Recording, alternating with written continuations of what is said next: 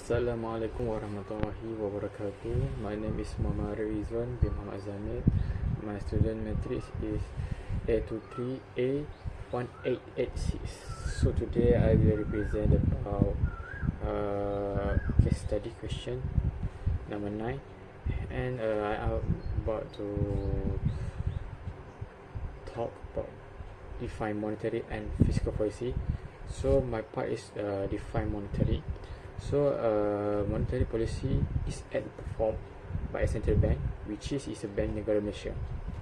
So is to regulate the flow of the credit and money within any economy, refer as a monetary policy, and the main goal is how to affect inflation, interest rate, and economic expansion.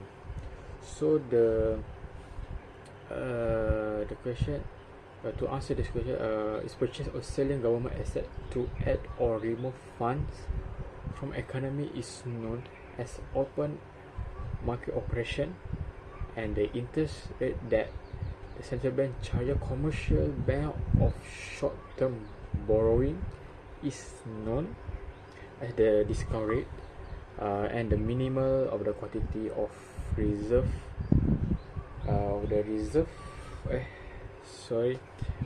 the minimum quantity of reserve that commercial banks are required to maintain against deposit is known as the reserve requirements. Thank you. There are two types of fiscal policy, which is expansionary fiscal policy and contractionary fiscal policy.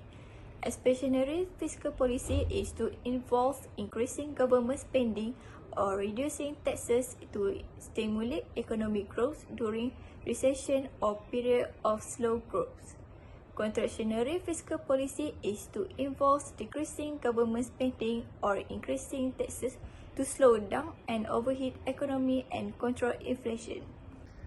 Fiscal policy is the change in government spending and tax that are intended to achieve macroeconomic objectives such as high employment, price stability, and high rate of economic growth.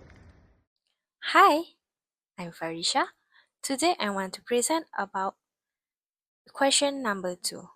It's explaining the objective of monetary policy. So what is monetary policy? Monetary policy implemented by a certain bank such as Bank Negara Malaysia play a vital role in managing a nation's economy. It's work toward a number of employment goals by controlling the money, supply, interest rate, and lending terms. First point is price stability. Price stability is one primary goal is price stability, which involves controlling inflation to maintain the purchasing power of money, while deflation hinders economic activity. Excessive inflation decreases savings by adjusting interest rate or the money supply. Central bank aim to sustain an optional inflation rates, developing consumer and business confidence. Second point, it's economy, growth, and stability. Monetary policy influences demand through interest rate adjustments, encouraging spending and investment during slow growth or cooling down an overheating economy to avoid financial imbalance. This also ties into its goal of employment promotion, as favorable economic conditions encourage business to expand and hire more workers. Bismillahirrahmanirrahim. My name is Muhammad Azim Ismail. Today I want to present about explain the objective of monetary policy. The third point is employment.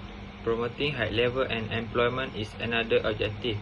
By influencing economic growth, monetary policy help to create an environment where business are more likely to expand and hire workers.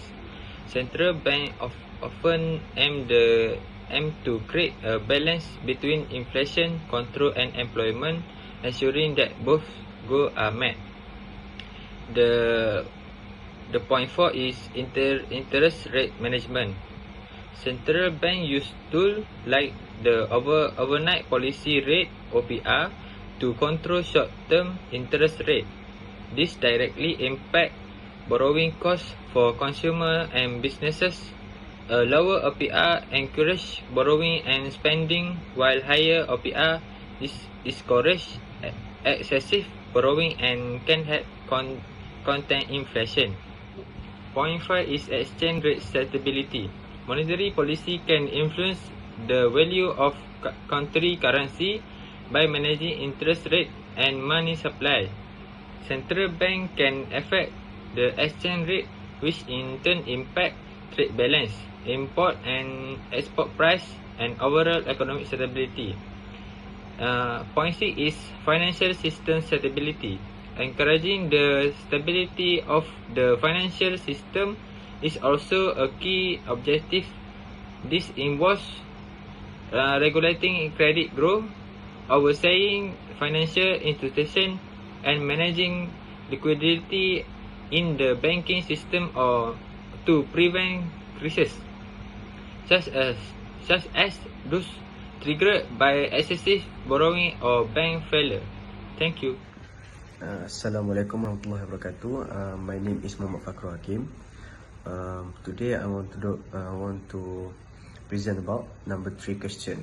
That is, monetary and fiscal policies are two major macroeconomic policies to bring stability. Explain two types of these policies that can be used to overcome the economic problem in the country. Number 1 is monetary policy, expansionary monetary policy used during recessions. Central banks lower interest rate to make borrowing cheaper. This encourages businesses and consumers to spend more and boosting the economic activity. Number 2 is contractionary monetary policy used to control high inflation. Central banks raise interest rate to make borrowing expensive, reducing spending and controlling inflation. Fiscal policy. During economic downturn, government often use expansionary fiscal policy to boost demand. Increase spending on projects like infrastructure creates jobs, stimulates investment, and inject money into the economy. At the same time, tax cut put more money in people's pocket, encouraging them to spend and invest, further fueling economic recovery. Contractionary fiscal policy. To address issues like inflation or rising budget deficit, government can turn to contractionary fiscal policy by cutting spending and raising tax. Demand in the economy is reduced, helping to lower inflation and maintain fiscal discipline. How fiscal and monetary policy work together. Fiscal and monetary policy often work hand in hand to maintain economic stability.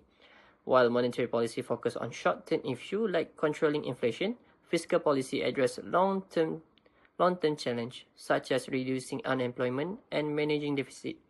Together, these policies complement each other, ensuring the economy remains stable and continues to grow sustainably.